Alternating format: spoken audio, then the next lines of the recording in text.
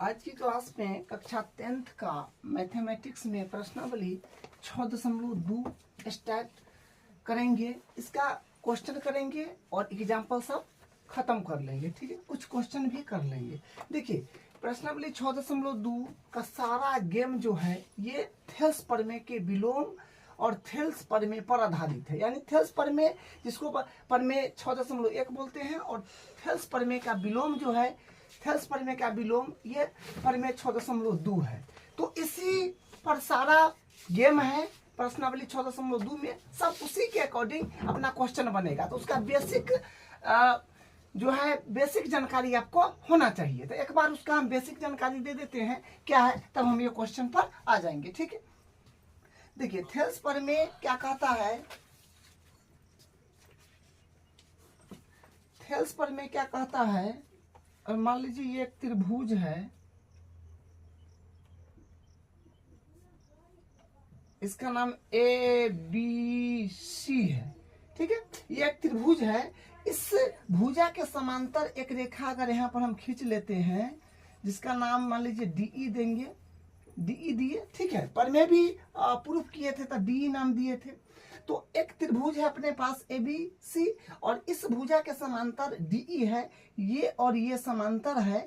तो अगर DE समांतर है BC का, तो AD बट्टा DB बराबर होगा AE बट्टा EC का।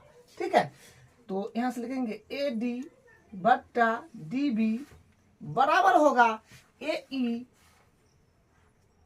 बट्टा EC। ठीक है, ये क्या कहता है, ये अपने पास में थेल्स प्रमेय कहता है। क्या कहता है कि अगर ये भुजा इसके समांतर है तो इसका अनुपात इसके साथ बराबर होगा, इसका अनुपात इसके साथ। ये हुआ अपने पास में थेल्स प्रमेय, थेल्स प्रमेय। ठीक है, इसी का उल्टा है, अगर इसका अनुपात इसके साथ बराबर होगा, इसका अनुपात इसके साथ के, तो ये रेखा इसके समांतर होगा। मतलब AD बट्टा DB अगर बराबर है, इसका अनुपात इसके साथ बराबर AE बट्टा EC, यानी इसका अनुपात इसके साथ AE बट्टा EC, तो हम क्या कह सकते हैं, ये बट्टा ये बराबर ये बट्टा ये है। तो हम कह सकते हैं कि DE समांतर होगा किसका, BC का। ये अपने पास में क्या है, ये अपने पास में है थेल्स प्रमेय का विलोम। ये है थेल्स प्रमेय का विलोम। ठीक है, यह थेल्स प्रमेय का विलोम। तो इसी पर सारा गेम जो है प्रश्नावली 6.2 में है। मतलब सारा क्वेश्चन में ये और ये कहीं पर ये काम आएगा, कहीं पर ये काम आएगा, कहीं पर थेल्स प्रमेय काम आएगा, कहीं पर थेल्स प्रमेय के विलोम काम आएगा। ठीक है, तो जैसा सिचुएशन होगा इसके अकॉर्डिंग चलेंगे। तो इसका बेसिक नॉलेज, यानी इसका बेसिक जानकारी आपको दे दिए हैं। जो थेल्स प्रमेय क्या होता है कि ये भुजा इसके समांतर है, तो इसका अनुपात इसके साथ बराबर होगा, इसका अनुपात इसके साथ। इसका उलट क्या कहता है, उल्टा, अगर इसका अनुपात इसके साथ बराबर है, इसका अनुपात इसके साथ के, तो ये और ये समांतर होगा। तो ये थेल्स प्रमेय का विलोम हो गया। ठीक है, और ये थेल्स प्रमेय का, ये थेल्स प्रमेय हो गया, ये थेल्स प्रमेय का विलोम हो गया। अब देखिए क्वेश्चन में कैसे अप्लाई करेंगे, वो क्वेश्चन करेंगे तो आपको और क्लियर हो जाएगा। ये बेसिक जानकारी था, आपको दे दिए, जो ध्यान में आपको रखना है। ठीक है, तो करते हैं क्वेश्चन शुरू। तो देखिए क्वेश्चन नंबर 1 पर आ जाते हैं। क्वेश्चन 1 क्या कहता है, आकृति 6.17, यानी ये आकृति है, इसमें 2 क्वेश्चन है। तो पहला क्वेश्चन का ये फिगर है और दूसरा क्वेश्चन का ये फिगर है। ठीक है, और इसमें क्या बोला गया है कि DE जो है, ये DE ये समांतर है BC का। इसमें भी वही बात है, ये DE जो है ये BC के समांतर है। तो अपने को पहला नंबर में EC मतलब इसका वैल्यू बताना है जो क्या होगा, और दूसरा नंबर में AD जो अपने पास में है, यहाँ से यहाँ तक जो है ये AD, ये बताना है क्या होगा। ठीक है, तो करते हैं शुरू। देखिए आप समझ गए कि ये समांतर ये है, मतलब डीई जो है बीसी भुजा के समांतर है। तो डीई अगर बीसी भुजा के समांतर होगा तो हम थेल्स प्रमेय से क्या कह सकते हैं कि इसका अनुपात इसके साथ बराबर होगा, इसका अनुपात इसके साथ के। ठीक है, जो आप जानते हैं तो वही काम यहां से करेंगे। तो यहां से हम लिखेंगे चूंकि क्या है, डीई समांतर है ना, दिया हुआ डीई समांतर है बीसी। डीई जो है ये समांतर है किसका, बीसी का। तो हम क्या कह सकते हैं, अतः थेल्स प्रमेय से, यानी ये भुजा इसके समांतर है, यानी ये रेखा इसके समांतर है, तो क्या लगेगा, थेल्स प्रमेय लग जाएगा।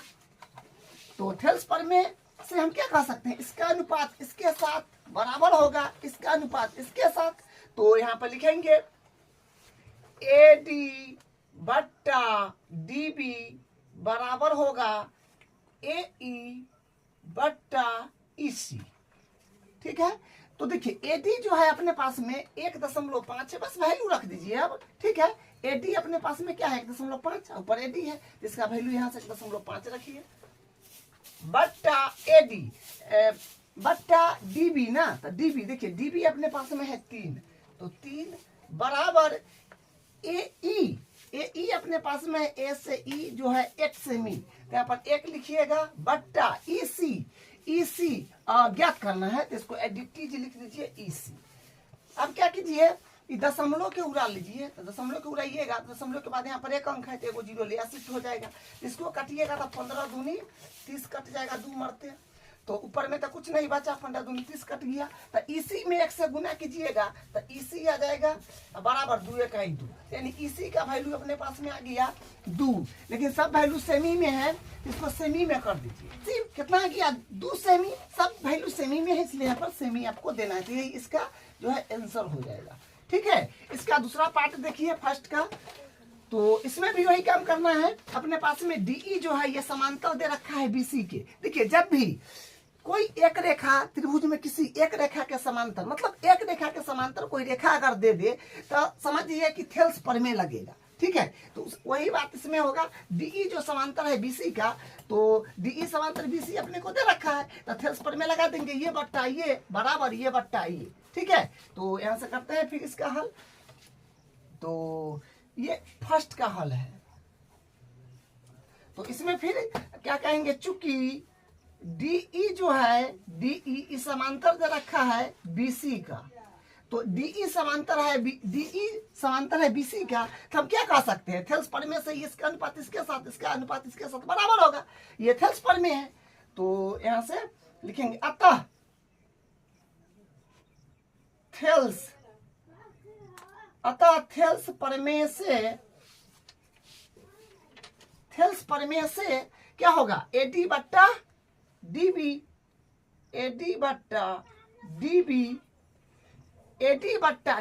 बराबर होगा AE बट्टा EC। ठीक है, तो AD अपने पास में क्या है, बस अब वैल्यू को जमा दीजिए। ठीक है, AD नहीं है यानी ज्ञात करना है, तो इसको एडिटिव रखिएगा। और DB अपने पास में है, DB जो है ये 7.2 है, तो 7.2 बराबर AE अपने पास में है 1.8 बट्टा EC अपने पास में है 5.4।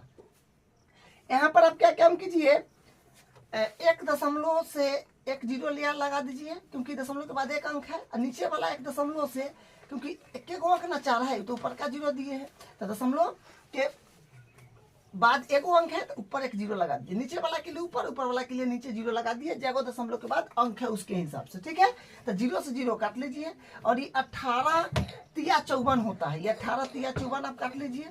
ये यहाँ से देखिए 0 से 0 काट लिए, 18 तिया 54 काट लिए। ठीक है, अब देखिए यहाँ से क्या हो जाएगा, क्रॉस मल्टीप्लाई आप कर दीजिए, क्योंकि ऊपर कुछ बचा नहीं, तो क्रॉस मल्टीप्लाई करिएगा तो AD में 3 से, तो 3 AD हो जाएगा,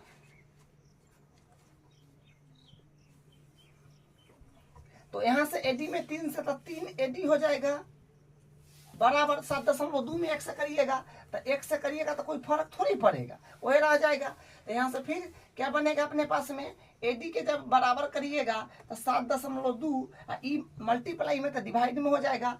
तो यहाँ से इसको काटिएगा तो क्या बनेगा 2.4 आ जाएगा, यानी AD बराबर अपने पास आ गया 2.4।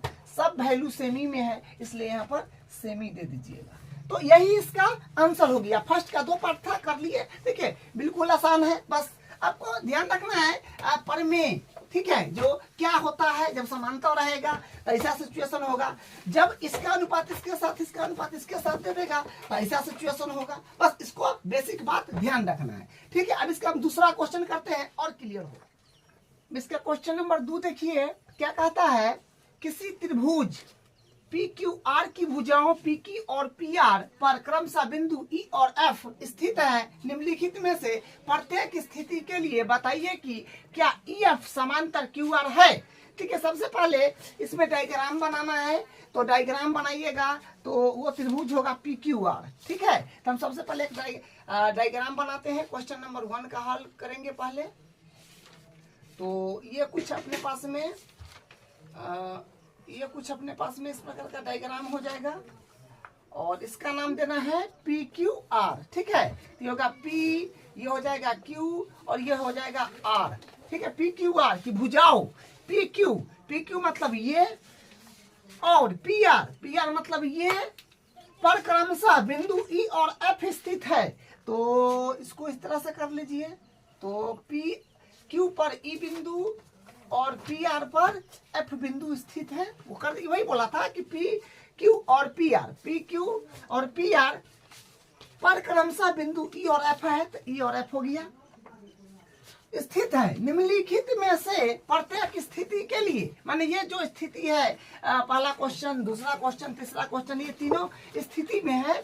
तो आपको बताना है कि क्या EF यानी ये वाला रेखा जो है QR यानी ये QR के समांतर है, ये इसके समांतर है। तो समांतर कब होगा, देखिए ये इसके समांतर कब होगा, जब इसका अनुपात इसके साथ बराबर होएगा, इसका अनुपात इसके साथ के, तो हम क्या कहेंगे कि ये समांतर है ये। ठीक है, तो सबसे पहले आपको अनुपात चेक करना पड़ेगा, ये ना होता है। थेल्स प्रमेय का विलोम क्या कहता है कि अगर ई समांतर अगर होगा, समांतर होगा, तो ई इसका अनुपात इसके साथ, इसका अनुपात इसके साथ क्या होगा, बराबर होगा। यानी थेल्स प्रमेय का विलोम कहता है कि इसका अनुपात इसके साथ, इसका अनुपात इसके साथ बराबर है, तब ये और ये समांतर होगा। इसका मतलब है कि सबसे पहले अपने को अनुपात निकालना होगा, AD बट्टा DB, फिर AE बट्टा EC, ये अनुपात निकालना पड़ेगा, ये बराबर आ जाएगा। हम कह देंगे कि ये और ये क्या है, समांतर है। तो ठीक है, करते हैं। तो यहाँ से क्या कीजिएगा, PE, तो अनुपात निकालेंगे तो हो जाएगा PE बट्टा EQ। यहाँ से PE बट्टा EQ निकालिएगा। हाँ, एक काम कर लीजिए, PE का वैल्यू यहाँ पर कितना है 3.9, तो भर दीजिएगा 3.9 सेमी। उसके बाद EQ ये रहा अपने पास में, तो यह है 3, तो 3 सेमी यहाँ पर भर दीजिएगा। उसके बाद PF का लंबाई जो है यह है 3.6। उसके बाद FR का है 2.4, ये लिख दीजिएगा। ठीक है, अब बैठा दीजिए। तब PE अपने पास में है 3.9, तो ये लिख देंगे बटा EQ अपने पास में है 3, तो यहाँ से क्या मिलेगा, दशमलव उड़ा लीजिए। दशमलव के बाद एक अंक है तो नीचे एक 0 शिफ्ट होता है, तो मतलब ऊपर से दशमलव, ऊपर का दशमलव अगर उड़ाइएगा ना तो नीचे 0 शिफ्ट होगा, नीचे का उड़ाइएगा तो ऊपर शिफ्ट होगा, जो आप जानते हैं। इसको काट लीजिए, 13 तिया 39 और 10 तिया 30, तो यानी अपने पास यहाँ से क्या मिला, 13 बट्टा 10 आ गया। ठीक है, तो PE बट्टा EQ 13 बट्टा 10 आ गया। अब इस इधर से अनुपात ले लीजिए PR भुजा का, तो फिर यहां से क्या हो जाएगा, PF बट्टा FR। तो PF कितना है 3 देखिए, PF है 3.6, तो 3.6 बट्टा FR जो है 2.4। अगर आप दशमलव उड़ाएंगे तो ऊपर दशमलव के बाद एक अंक है तो नीचे एक जीरो शिफ्ट कर लीजिए, नीचे दशमलव के बाद एक अंक है तो एक जीरो ऊपर शिफ्ट कर लीजिए, ठीक है। शून्य से शून्य कट जाएगा, ये छिकू छिकू 36 और 4 छक 24 और 3 दूनी 6 तो 2 दूनी 4, यानी कहने का मतलब इसमें आ गया 3/2। तो यहाँ से स्पष्ट आपको पता चल गया होगा कि इसका अनुपात जो है 13/10 है, और इसका अनुपात जो है मतलब इसका अनुपात इसके साथ किए तो 13/10 आया, इसका अनुपात इसके साथ किए तो 3/2 आया, जो कि दोनों अनुपात बराबर नहीं है। तो हम क्या कहेंगे यहाँ पर लिखेंगे अतः PE बट्टा EQ बराबर नहीं है किसके, PF बट्टा FR के। अतः जब इसका अनुपात इसके साथ इसका अनुपात इसके साथ बराबर ही नहीं है तो ये और ये समांतर थोड़ी होगा, तो नहीं होगा। तो यहाँ पर लिख दीजिए कि EF समांतर, इसे क्रॉस मार दीजिए, ठीक है। तो इसका मतलब क्या हुआ कि नहीं है, EF समांतर नहीं है किसका, QR का। जिसे बराबर में क्या करते हैं, ये बराबर रहता है तो ऊपर नहीं काटते हैं, बराबर नहीं है तो ऊपर काट देते हैं, उसी प्रकार समांतर का चिन्ह ऐसे होता है। और समांतर नहीं है तो क्रॉस मार दीजिए। हाँ, तो ये क्रॉस नहीं मारिएगा तो लिखना पड़ेगा EF समांतर QR का नहीं है, ठीक है। तो जैसे कीजिए कोई एगो बात लिखिएगा, तो यही इसका प्रूफ हो गया। अब इसका दूसरा पार्ट देख लीजिए। तो दूसरा पार्ट में भी पहले हम लोग फिगर बना लेते हैं। फिगर तो जानते हैं कि सब में यही फिगर बनेगा, PQR जो देख रहे हैं ना ऊपर लिखा है कि किसी त्रिभुज PQR, तो PQR का एक डायग्राम हम लोग बनाते हैं सबसे पहले। तो ये अपने पास में रहेगा PQR त्रिभुज PQR। यहाँ से दूसरा का हल जो है ये शुरू है, ठीक है। तो PQR और PR पर जो है बिंदु एगो E है, और PQ पर एक बिंदु E है, और PR पर एक बिंदु जो है अपने पास में वो है F है, ठीक है। और ये जो है इसके समांतर है कि नहीं ये बताना है, ठीक है। बताइए कि ये और ये समांतर है, जिसे आपको मैं समझाए वही बात तीनों में करना है, ठीक है। तो अनुपात इसके साथ बराबर, इसका अनुपात इसके साथ आएगा तो ये और ये समांतर होगा, अनाथा नहीं होगा। जैसे यहाँ पर अनुपात बराबर नहीं है तो समांतर नहीं हुआ है, तो इसको भी चेक करिए। तो यहाँ से हम लोग क्या करेंगे, अनुपात लेंगे PE बट्टा EQ। तो हाँ, फिर भुजा का जो लंबाई है भर लीजिए PE अपने पास में PE, हाँ PE 4 है तो यहाँ पर 4 हो जाएगा, 4 सेमी। उसके बाद EQ चाहे EQ जो अपने पास में कितना है 4.5 है तो 4.5 सेमी हो जाएगा। और PF जो है अपने पास में 8 है तो 8 सेमी हो जाएगा।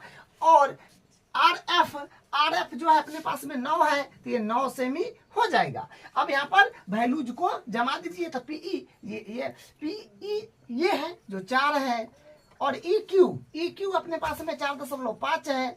दशमलव उड़ाइए तो दशमलव के बाद एगो अंक है तो ऊपर एगो जीरो शिफ्ट होगा, नीचे वाला को उड़ाइएगा ऊपर वाला दशमलव उड़ाइएगा तो नीचे शून्य शिफ्ट होता है।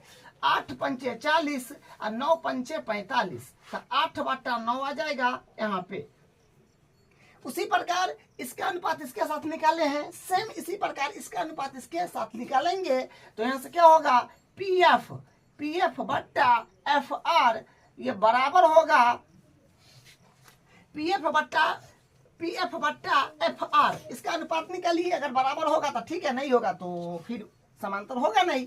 तो अपने पास क्या है, PF जो है 8 है और FR जो है ये 9 है। तो देखिए यहाँ पर साफ आपको पता चल गया होगा कि ये और ये बराबर है, यानी इसका अनुपात इसके साथ बराबर है, इसका अनुपात इसके साथ के, तो ये और ये क्या होगा, समांतर होगा। ये कौन कहता है, थेल्स प्रमेय का विलोम। अनुपात अगर बराबर है तो रेखा क्या होगी, रेखा होंगी समांतर। तो यहाँ से हम लिखेंगे अतः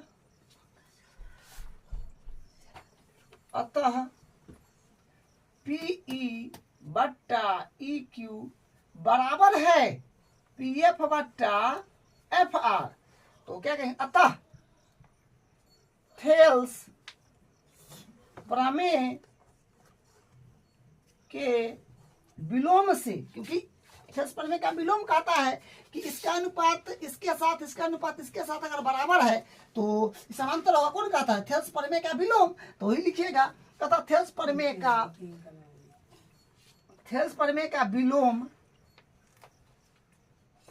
से हम क्या कह सकते हैं कि ई एफ ये समांतर होएगा क्यू आर का।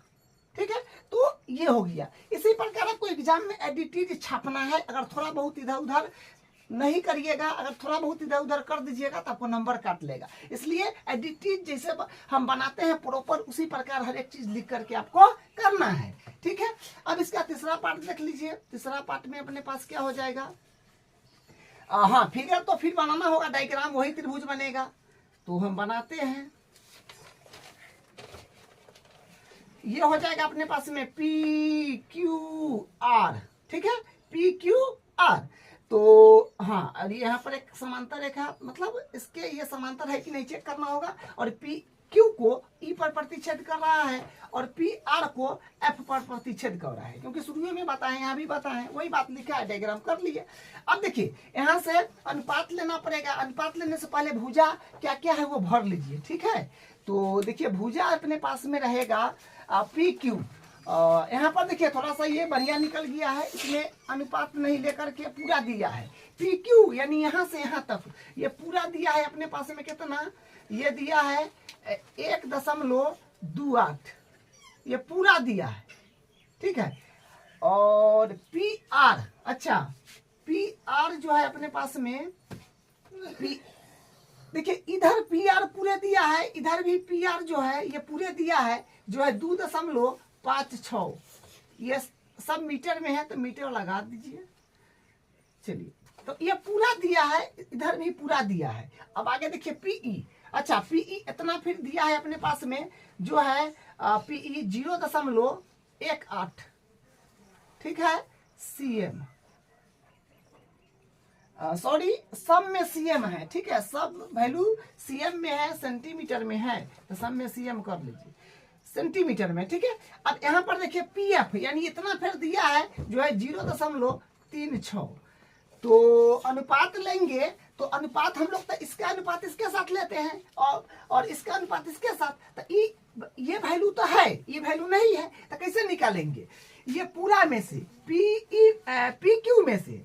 ठीक है, इतना वैल्यू निकालना है तो क्या करेंगे, पीई में से, क्योंकि पूरा पीई का वैल्यू तो दिया है, सॉरी पी क्यू का वैल्यू तो दिया है, ये पूरा पी क्यू में से क्या करेंगे, हमको ई क्यू निकालना है। तो पूरा पी क्यू में से पीई घटा देंगे तो ई क्यू आ जाएगा। निकाल देते हैं यहाँ पर और समझ में आ जाएगा। तो लिखेंगे पी, हमको पी सॉरी क्यू ई निकालना है, तो क्यू ई निकालने के लिए क्या करेंगे, पूरा पी क्यू में से घटा देंगे पीई। ठीक है, तो पी क्यू कितना है सर, पी क्यू तो पूरा है, जो है 1.28 माइनस पीई कितना है 0.18, घटाइएगा तो क्या आएगा 1.1 आ जाएगा। ठीक है, 1.1 सेमी आ जाएगा, किसको 1 आ जाएगा। अब यहाँ पर फिर सेम उसी प्रकार यहाँ पर निकलना है अपने पास एफ आर। तो एफ आर निकलने के लिए क्या करेंगे, एफ आर निकलने के लिए करेंगे पूरा पी आर में से घटा देंगे पी एफ। ठीक है, पी आर में से पी एफ घटाएंगे तो अपने पास में क्या बनेगा, देखिए पी आर जो है अपने पास है 2.5 है और इसमें से घटाएंगे 0.36। तो घटाइएगा तो क्या बनेगा, 2.2 आ रहा है। देखिए ये जो शून्य है इसको लीजिए या न लीजिए, उससे कोई फर्क नहीं पड़ता है। ठीक है, तो 2.2 आ जाएगा। तो ये यहाँ पर आ गया। हाँ, तो अब अपने पास एक वैल्यू कितना आया, 1.1 सेमी आ गया, इसका आ गया 2.2 सेमी आ गया। ठीक है, अब अनुपात लीजिएगा, तो अनुपात लेने से पता चल जाएगा अपने पास में। तो अनुपात लीजिएगा, क्या हो जाएगा, पीई बट्टा ई क्यू, पीई बट्टा ई क्यू। तो इसका पीई है अपने पास में 0.18 और EQ जो है ये 1.1, तो 1.1, तो दशमलव उड़ा लीजिएगा। दशमलव के बाद 2 गो अंक है तो 2 गो जीरो नीचे शिफ्ट होगा, और दशमलव उड़ाइएगा तो नीचे दशमलव के बाद 1 अंक है तो 1 जीरो ऊपर शिफ्ट होगा, तो 1 शून्य से 1 शून्य काटिए तो 18 बट्टा आ रहा है 110, क्योंकि दशमलव उड़ा के जीरो ऊपर शिफ्ट कर दिए, ऊपर का नीचे शिफ्ट कर दिए, तो 1 शून्य से 1 शून्य काटा, ऊपर अच्छा ऊपर जो है 18 बचा, नीचे 110 बचा। ठीक है, अब उसी प्रकार से हम इधर ले लीजिए अनुपात, तो पी एफ बट्टा हो जाएगा FR, तो PF अपने पास में क्या है 0.36 बट्टा FR जो है अपने पास में 2.2 है, तो दशमलव रहिएगा तो दशमलव के बाद यहाँ पर 2 गो अंक है तो नीचे 2 गो जीरो आ जाएगा, और नीचे दशमलव के बाद 1 गो अंक है तो ऊपर 1 गो जीरो आ जाएगा, तो 1 शून्य से 1 शून्य काट लीजिएगा, और एक काम करिए या फिर एक बार लिख दीजिए 36 बट्टा 22 जीरो, तो ये कट जाएगा 18 दूनी 36, और ये कट जाएगा अपने पास में 110। हाँ देखिए दोनों और काट सकते हैं, लेकिन बस अपना काम बन गया। ठीक है, अपना बात जो है बन गया है, तो विशेष काटने की कोई नीड नहीं है। तो देखिए ऊपर भी बराबर नीचे भी बराबर, तो क्या कह सकते हैं, खैर कर देते हैं। ठीक है, यहाँ पर लिख देंगे यहाँ पर लिखेंगे क्या कि हाँ अनुपात तो बराबर आ गया ना, तो लिखेंगे PE बट्टा EQ बराबर है PF बट्टा FR, ये लिख देंगे। तब क्या कहें, अतः इसका अनुपात इसके साथ, इसका अनुपात इसके साथ बराबर है, तो ये समांतर होगा, ये तो जाहिर सी बात है। तो लिखेंगे अतः थेल्स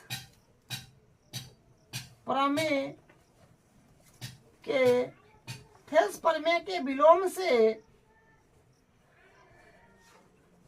से क्या कहेंगे कि EF जो है ये समांतर होगा QR का।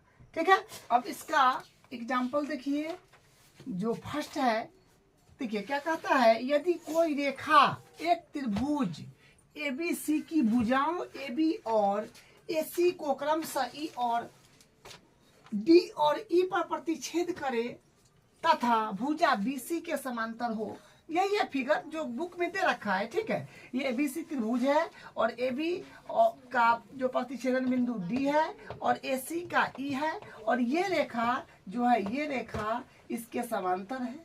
वही बोला गया है भुजा BC के समांतर हो, ये जो है BC के ये भुजा समांतर है, DE जो है BC के समांतर है। तो सिद्ध कीजिए कि AD यानी EAD बट्टा AB बराबर होएगा AE बट्टा AC। अच्छा देखिए फिर से देखिए, सिद्ध क्या करना है, AD, ये AD जो है AD बट्टा पूरा AB बराबर होगा AE बट्टा पूरा ये AC है, ये पूरा बराबर होगा। लेकिन थेल्स प्रमेय में हम लोग क्या पढ़े हैं कि अगर ये और ये समांतर है तो इसका अनुपात इसके साथ बराबर होएगा, इसका अनुपात इसके साथ, ये पढ़े हैं। लेकिन यहाँ पर तो सिद्ध करने के लिए तो दूसरी बात है कि भाई इसका अनुपात पूरे भुजा के साथ, फिर इसका अनुपात पूरे भुजा के साथ निकलना है, ये सिद्ध करना है। ठीक है, तो देखिए समझ में आएगा, बेहतर समझ में आ जाएगा। करते हैं शुरू। तो देखिए सबसे पहले आपको जो दिया है वो लिख लीजिए। ठीक है, क्वेश्चन एकदम सिस्टमैटिकली करिएगा, जो दिया है वो लिखिए। तो दिया है अपने पास में, देखिए दिया है कि ये और ये समांतर है, यानी DE जो है ये समांतर है BC का। ठीक है, तो ये लिख दिए। अब देखिए सिद्ध क्या करना है, ये चीज सिद्ध करना है, तो जो सिद्ध करना है उसको लिख लीजिए। देखिए सिस्टमैटिकली क्वेश्चन को हल कीजिएगा तो आपको 1 नंबर नहीं काटेगा। ठीक है, तो हम उसी तरह से करते हैं, सेम एडिटिज आप उसी प्रकार कीजिएगा। सिद्ध करना है, ये सिद्ध करना है AD बट्टा AB, इसका अनुपात पूरा भुजा AB के साथ बराबर करना है AE, इतना जो है AE का अनुपात पूरा AC के साथ, ये चीज अपने को प्रूव करना है। अब हम लोग यहाँ से क्या करेंगे, उपपत्ति करेंगे। देखिए सबसे पहले जो दिया है वो लिखिएगा, सिद्ध करना है वो लिखिएगा, उसके बाद प्रूफ करेंगे। प्रूफ को हिंदी में बोलते हैं उपपत्ति। तो उपपत्ति यहां से हम करेंगे उपपत्ति। तो देखिए उपपत्ति में क्या हो जाएगा, देखिए थोड़ा सा ध्यान दीजिएगा। यहां पर क्या है कि ये भुजा इसके समांतर है, लिखेंगे चूंकि DE जो है ये समांतर है किसके, DE समांतर है किसके, BC के, तो लिख दिए। तो ये इसके समांतर है। तो आप कह सकते हैं ना कि किसी त्रिभुज में एक भुजा के समांतर अगर कोई रेखा खींची जाए तो थेल्स प्रमेय से इसका अनुपात इसके साथ, इसका अनुपात इसके साथ बराबर होता है। तो यहां पर लिखेंगे थेल्स प्रमेय से, थेल्स प्रमेय से, ये बात तो आप जानते हैं कि ये भुजा इसके समांतर है। तो थेल्स प्रमेय से हम क्या कह सकते हैं, इसका अनुपात इसके साथ। तो AD बट्टा DB बराबर होएगा AE बट्टा हो जाएगा EC। ठीक है, तो यहां तक तो पहुंच गए, लेकिन देखिए जो प्रूफ करना है वो अभी तक आया कहां। AD ऊपर में है तो ऊपर में AD तो आ गया, हाँ ठीक है, अच्छी बात है। ऊपर में AD है तो AD यहाँ पर आ गया है, और नीचे में AB है तो AB नहीं आया। इसको आपको DB को AB में बदलना होगा।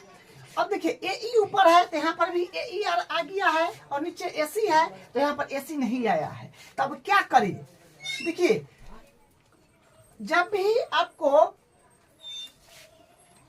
भी आपको ऊपर वाला चीज मिल जाए और नीचे वाला नहीं मिले, है ना, ऐसा क्वेश्चन एक दो है अपने पास प्रश्नावली में, लेकिन आपको जो लॉजिक बताते हैं उसको ध्यान रखिएगा। अगर ऊपर जो है ऊपर में क्या है कि सेम मिल जाए, ऊपर में सेम मिल जाए और नीचे नहीं मिले तो आप कुछ नहीं कीजिएगा, इसको पलट दीजिएगा। क्या कीजिएगा, रेसिप्रोकल कर दीजिएगा, रेसिप्रोकल कर दीजिएगा, यानी इसका व्युत्क्रम ले लीजिएगा। व्युत्क्रम काहे लेते हैं वो बाद में लिखेंगे, व्युत्क्रम करने पर, ठीक है। तो व्युत्क्रम करने पर, तो व्युत्क्रम का मतलब क्या होता है, पलट जाएगा, जो ऊपर है वो नीचे, जो नीचे है ऊपर चला जाएगा, ठीक है, दोनों में। तो AD जो है ऊपर वो नीचे, AD ऊपर है वो नीचे चला आएगा, और DB नीचे है वो ऊपर चला जाएगा। ऊपर वाला नीचे, नीचे वाला ऊपर।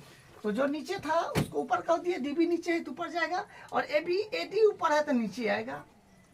सेम इसी प्रकार तो EC ऊपर चला जाएगा और AE नीचे चला आएगा, ठीक है।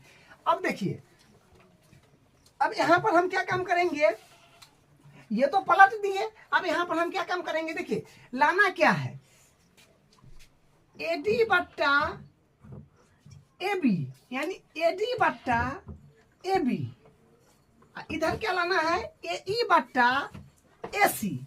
मतलब देखिए AD तो अपने पास मिला हुआ है, लेकिन अपने पास क्या है, DB है। तो DB को जैसे तैसे करके आपको क्या लाना होगा, AB लाना होगा। तो मतलब छोटा से बड़ा पर जा रहे हैं, इसको थोड़ा गौर से समझिएगा।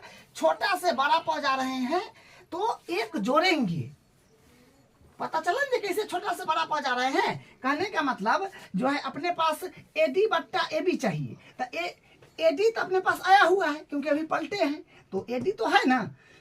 अब DB को जैसे तैसे करके अपने को चेंज करना है AB में, तो यह ना है DB तो ये है, इसको चेंज करके AB बनाना है। तो AB बनाने के लिए क्या करेंगे, यानी हम छोटे से बड़ पर जा रहे हैं, छोटा भुजा है लेकिन हमरा चाहिए बड़ा, तो इसमें एक जोड़ेंगे, ठीक है। इसमें भी देखिए AE तो अपने पास आया हुआ है, लेकिन EC नहीं चाहिए, EC क्या है, EC नहीं चाहिए, AC चाहिए। तो EC अपने पास इतना है, EC जो है अपने पास इतना है, और अपने को चाहिए AC। तो छोटा वाला से बड़ा पर जाना है, तो इसमें भी एक जोड़ देंगे। तो ये ट्रिक है, याद रखिएगा कि अगर छोटा से बड़ा पर जाना हो तो एक जोड़ना है, और बड़ा से छोटा बनाना है तो एक घटाना है। आपको बताए थे कि पलट देंगे तो काहे पलटेंगे, क्योंकि देखिए पलटने से एलसीएम लेने पर वो वही रह जाएगा और ऊपर में अपना काम बन जाएगा, चेंज हो जाएगा, ठीक है, इसलिए पलट देते हैं। तो एक जोड़ेंगे, क्यों, क्योंकि छोटा से बड़ा पर जाना है और बड़ा से छोटा पर आना रहेगा तो घटाएंगे, ये चीज याद रखिएगा।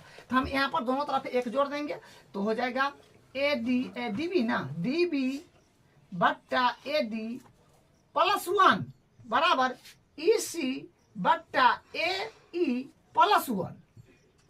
अब एलसीएम वगैरह कर लीजिए, तो यहाँ पर एलसीएम अगर आप लीजिएगा तो अपने पास में क्या आ जाएगा, अपने पास में आ जाएगा, देखिए एलसीएम लेने पर आएगा AD, एक है तो AD आ जाएगा, तो यहाँ पर बनेगा AD कहीं AD तो DB आ जाएगा प्लस एक से कीजिएगा तो ही आएगा, तो AD में एक से तो AD ऊपर मल्टीप्लाई कीजिएगा तो AD ना आ जाएगा बराबर, फिर इधर एलसीएम लीजिएगा AE और एक का तो AE ही रह जाएगा, और फिर ऊपर करिए तो AE कहीं AE तो EC कहीं EC प्लस एक के पढ़ा AE में पढ़िएगा तो AE आएगा, फिर एक में पढ़िएगा तो AE रह जाएगा। तो यहाँ से एलसीएम लिए, भिन्न का जोड़ कर लिए, ठीक है। अब देखिए ध्यान से, DB है, DB प्लस AD, तो DB अपने पास में ये है, देखिए DB ये है, DB प्लस AD ये है, मतलब इतना प्लस इतना, इतना प्लस इतना, इतना प्लस इतना, इतना बन गया, क्या बन गया AB, तो इसके बदला आप लिख दीजिएगा पूरा के बदला AB, अब बट्टा में AD है वो AD बराबर EC प्लस AE, तो EC अपने पास ये रहा है ना, EC प्लस AE, तो EC अपने पास ये है और AE अपने पास ये है, इतना प्लस इतना, तो पूरा बन गया, जो AC बन गया तो इसके बदला AC लिख देंगे और नीचे AE है तो AE लिख देंगे, ठीक है। तो आपको समझ आ गया होगा कि LCA पलटे थे, काहे पलटे थे, इसलिए कि नीचे जो चलाएगा, मतलब जिसको नहीं चेंज करना है उसको नीचा कर दीजिएगा, ठीक है, और जिसको चेंज करना है उसको ऊपर कर दीजिएगा। इसलिए हम लोग व्युत्क्रम किए थे, तब व्युत्क्रम किए, पलट दिए तो क्या हुआ, एलसीएम लिए तो एलसीएम में चेंज हुआ नहीं, एडिटेज रह गया, ठीक है, और ऊपर अपना काम बन गया, तो इसलिए हम पलट दिए थे। तो अब इसको उखनी पलटे थे तो इसको फिर सुलटा कर लीजिए, पलट दिए थे अब सुलट दीजिए, तो फिर लिखिए व्युत्क्रम लेने पर, तो AD ऊपर चला जाएगा और AB नीचे चला जाएगा, ठीक है, नीचे वाला ऊपर और ऊपर वाला नीचे बराबर AE ऊपर चला जाएगा और EC नीचे चला आएगा, तो यही अपने पास में आया है, ठीक है, यही अपने पास आ गया है, ये हो गया प्रूफ, लाना था यही। तो इस तरह से क्वेश्चन को करते हैं, ठीक है, ये थोड़ा बढ़िया क्वेश्चन था, इसको स्टार लगाइए, एग्जाम में डायरेक्ट आ जाएगा। तो इसी तरह बनाना है आपको, एकदम प्रॉपर इसी तरह छापना है। इसका अगला क्वेश्चन करते हैं। अब इसका उदाहरण नंबर 2 देखिए, क्या कहता है, ABCD एक समलंब है जिसमें AB समांतर है DC, यानी ये जो है AB ये समांतर है DC का, ठीक है। असमांतर भुजाओं AD और BC पर क्रमशः बिंदु E और F इस प्रकार है कि EF भुजा, अच्छा ये और ये जो है AD पर एक बिंदु E है और BC पर एक बिंदु F है, और इससे जो रेखा गया है इस प्रकार है कि EF भुजा, हाँ EF जो है एक भुजा है वो AB के समांतर है, ये जो है ये फिर AB के समांतर हो गया है, इसके भी समांतर हो गया है कि EF भुजा AB के समांतर है, हाँ EF भुजा AB के समांतर है। तो दर्शाइए कि आकृति दे रखा है वही लिखा है, दर्शाइए कि AE बट्टा ED बराबर BF बट्टा FC, मान E बट्टा E और ये बट्टा ये लाना है।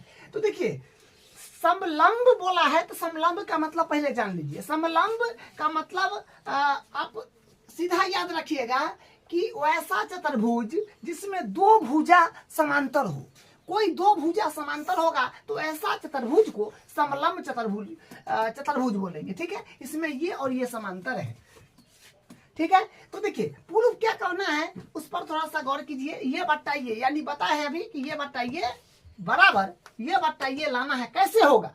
तो इसमें आपको कुछ नहीं करना है, सबसे पहले देखिए एक बात सबसे पहले आप सुनिए, क्योंकि हम लोग पढ़ रहे हैं त्रिभुज, और इसमें त्रिभुज बन नहीं रहा है। ऐसा मत सोचिएगा कि ई भुजा इसके समांतर दे दिया है तो थेल्स पर में लगा देंगे। थेल्स पर में सिर्फ और सिर्फ त्रिभुज के लिए ही वैलिड है, अन्यथा नहीं लग सकता है। तो इसको त्रिभुज में बदलना पड़ेगा। तो त्रिभुज में बदलने के लिए हम इसमें रचना करेंगे। देखिए इसको यहाँ से मिला, बी को डी से मिला लीजिए, चाहे ए को सी से मिला लीजिए, जैसे मिला लीजिए। हम ए को सी से मिला लेते हैं, ये रचना कर लेते हैं।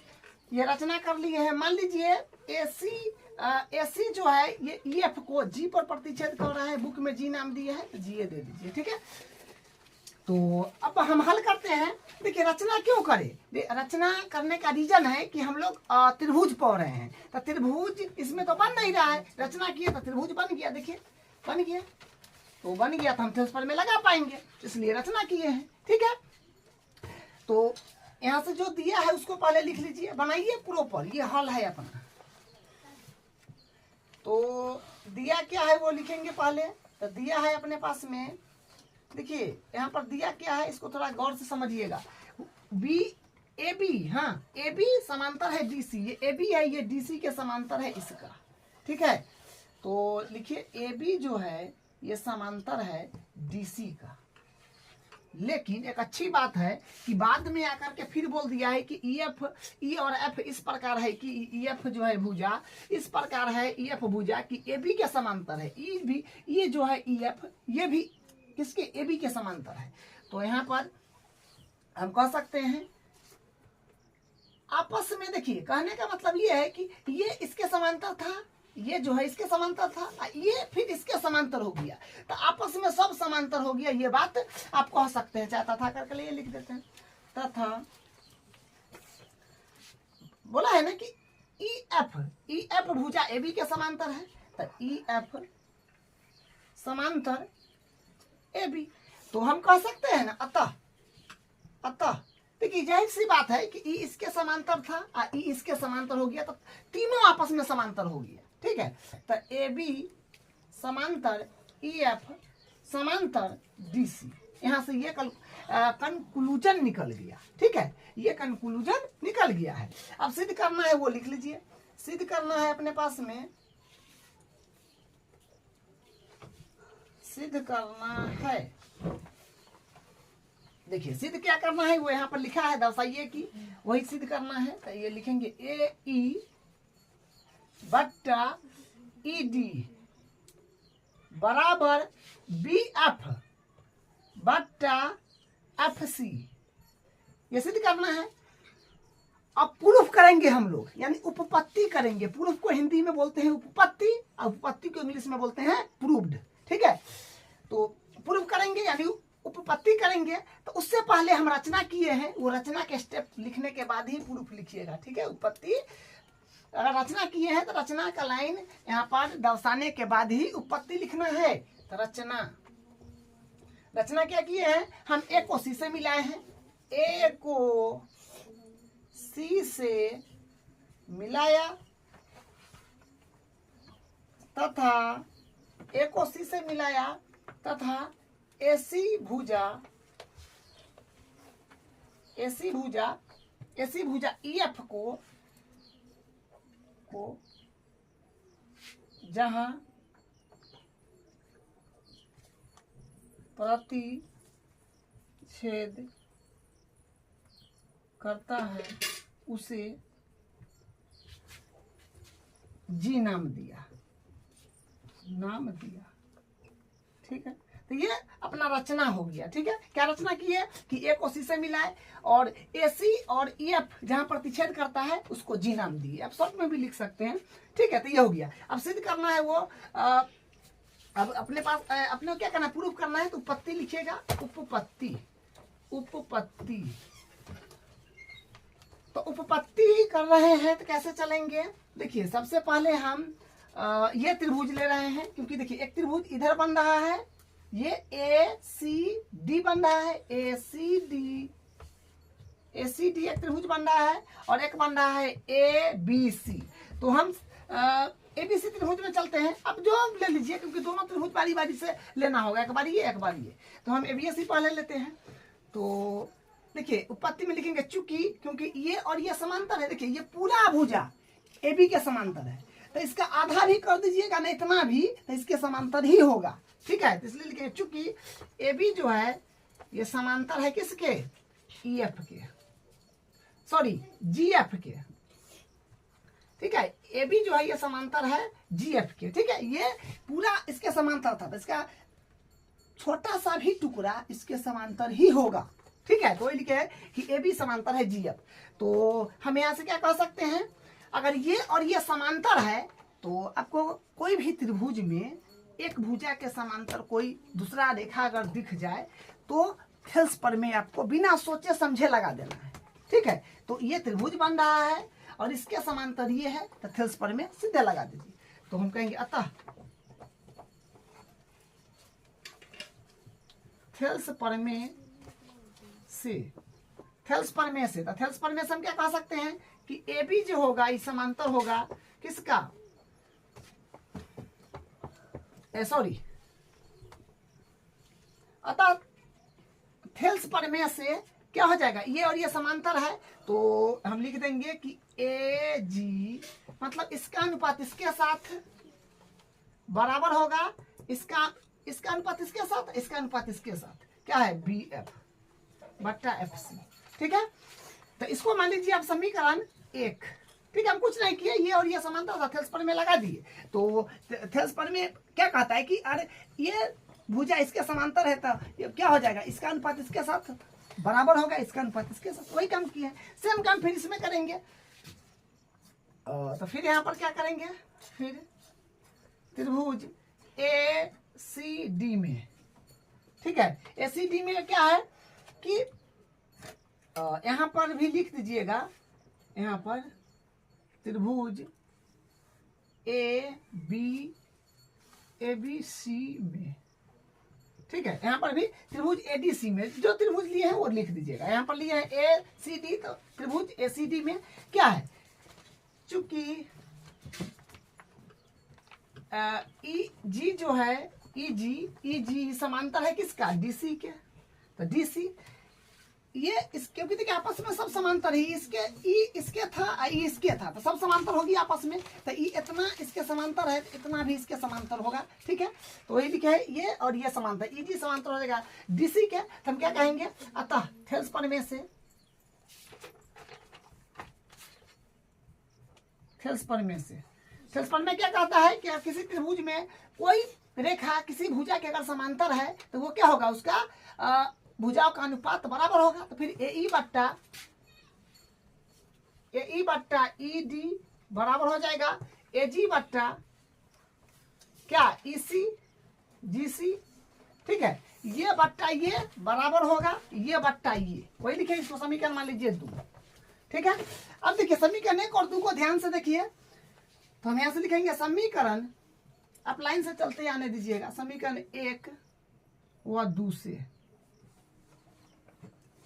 तो देखिए समीकरण 1 और 2 में देखिए यहाँ पर भी है ए जी बट्टा जीई, यहाँ पर भी है ए जी बट्टा जीई, और मतलब ए जी बट्टा जीई के बराबर ये है, यहाँ पर भी ए जी बट्टा जीई के बराबर ये है। तो समीकरण 1 और 2 से क्या कहेंगे, ये और ये बराबर है, तो ये और ये बराबर हो जाएगा, ए ई बट्टा ई डी बराबर हो जाएगा ए जी बट्टा जीई का।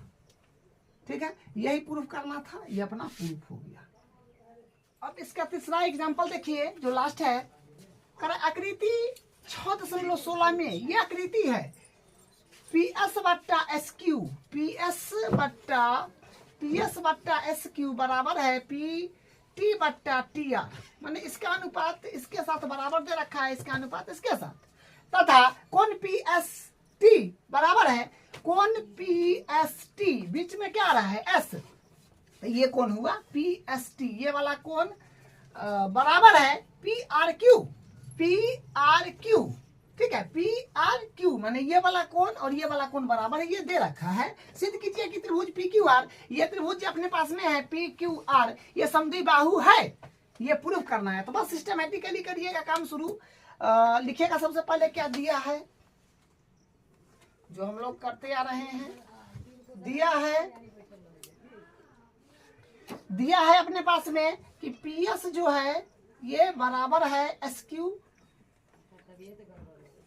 पी टी बट्टा मतलब पी एस बट्टा एस क्यू बराबर है पी टी बट्टा टी आर। और एक और दिया है जो है कोण पी एस टी बराबर है कोण पी आर क्यू। कोण पी आर क्यू, इसको समीकरण एक नाम दे दीजिए क्योंकि ये काम आएगा। ठीक है, और सिद्ध क्या करना है वो भी लिख लीजिए। सिद्ध करना है कि त्रिभुज पी क्यू आर है ना, सिद्ध कीजिए कि त्रिभुज पी क्यू आर एक समद्विबाहु त्रिभुज है। तो सिद्ध करना है त्रिभुज पी क्यू आर एक समद्विबाहु त्रिभुज है, समद्विबाहु त्रिभुज है, ये प्रूफ करना है। ठीक है, तो हम लोग उपपत्ति शुरू करेंगे, यहां से कर देते हैं। तो उपपत्ति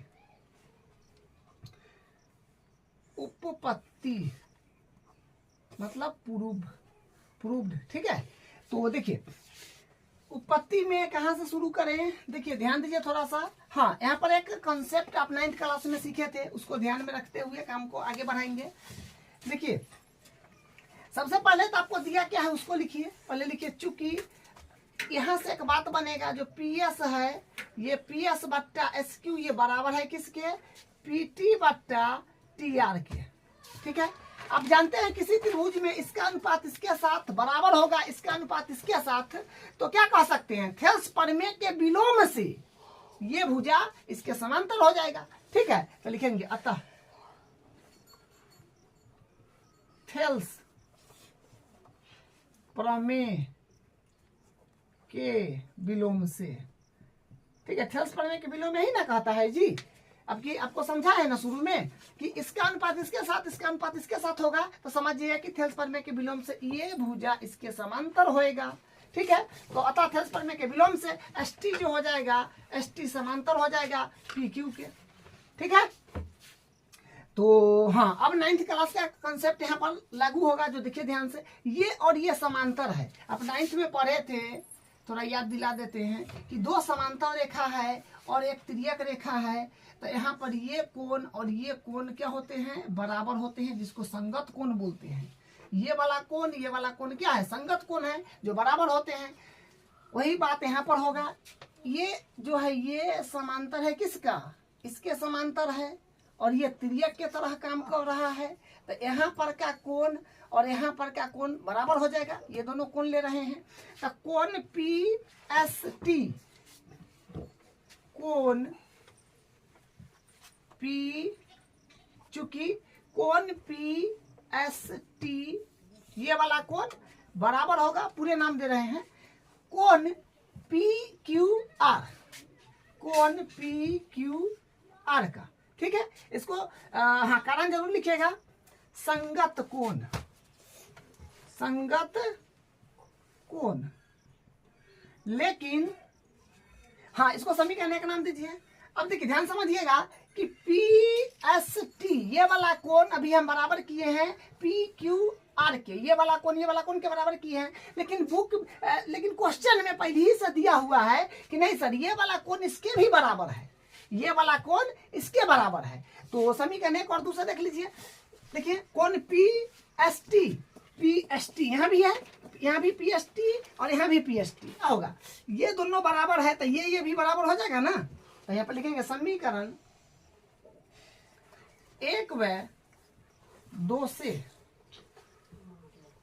से। तो देखिए इसको देखिए और इसको देखिए। ठीक है, ये और ये बराबर है, यहाँ इसमें भी कोण पी एस टी है, इसमें भी कोण पी एस टी है, तो दोनों बराबर है। तो ये दोनों को उठा लीजिए, इसको, तो क्या हो जाएगा, कोण पी क्यू आर बराबर ये, अब वो पी आर क्यू। ठीक है, तो यहाँ पर आप क्या देख रहे हैं, हम क्या कर दिए, पी क्यू आर माने ये वाला कोण, यहाँ पर पी आर क्यू माने ये वाला कोण। मतलब हम ये त्रिभुज के ये कोण और ये कोण बराबर कर दिए। आपको स्पष्ट बुझा रहा है। हम त्रिभुज के ये कोण और ये कोण बराबर कर दिए। अब 9th क्लास में आप पढ़े हैं किसी भी त्रिभुज में अगर दो कोण बराबर होगा तो क्या होगा, किसी भी त्रिभुज में अगर दो कोण बराबर है तो उसके ये कोण और ये कोण बराबर है, इसके सम्मुख भुजा और इसके सम्मुख भुजा बराबर होगा तो ये क्या होगा, समद्विबाहु त्रिभुज होगा। ठीक है, तो इसको हम समद्विबाहु त्रिभुज प्रूव कर दिए। कैसे कैसे था, इसको दो कोण बराबर कर दिए और दोनों कोणों के सम्मुख भुजा बराबर होगा, तो जिस त्रिभुज के दो भुजा बराबर होता है उसको हम क्या बोलते हैं, समद्विबाहु त्रिभुज। तो वो बात हम यहाँ पर लिख देंगे। तो लिखेंगे तो अतः किसी त्रिभुज का कोई दो कोण बराबर हो तो उनके सम्मुख भुजाएं बराबर होती है। ठीक है, ये आप 9th क्लास में पढ़े थे। किसी त्रिभुज का कोई दो कोण अगर बराबर हो तो उसके सम्मुख भुजा क्या होगा, बराबर होगा। तो हम कह सकते हैं कि ये कोण और ये कोण बराबर है तो इस कोण के सामने वाला भुजा क्या है, पी आर। तो कहेंगे अतः पी आर बराबर इस कोण के सामने वाला भुजा क्या है, पी क्यू। तो पी क्यू इस कोण के सामने वाला भुजा पी आर बराबर इस कोण के सामने वाला भुजा क्यू आर, ये बराबर हो गया। तो हम कहेंगे अतः किसी त्रिभुज में अगर दो भुजा बराबर होता है तो हम लोग बोलते हैं कि वो समद्विबाहु त्रिभुज है। ठीक है, किसी त्रिभुज में अगर दो भुजा बराबर होता है तो उसको बोलते हैं हम समद्विबाहु त्रिभुज है। तो यहाँ से हो जाएगा अतः त्रिभुज पी क्यू आर एक समद्विबाहु त्रिभुज है, समद्विबाहु त्रिभुज है। ठीक है, तो इस तरह से ये प्रूफ हो गया है। तीनों एग्जाम्पल इसका जो था बढ़िया था। ठीक है, तो इस तरह से हम किए हैं इसको। आज की क्लास में जो क्वेश्चन हम कराए हैं उसको आप घरे एक बार दो बार बिना देखे बनाइए, आपको क्लियर हो जाएगा। ठीक है, तो ये अपना आज का क्लास रहा। अब अगले क्लास में इसका अगला क्वेश्चन करेंगे क्योंकि एग्जाम्पल सब खत्म हो गया। क्वेश्चन भी 1 और 2 का सभी पाठ करा दिए हैं। अब क्वेश्चन अगला प्रश्नावली 6.2 का अगले क्लास में स्टार्ट करेंगे। ठीक है।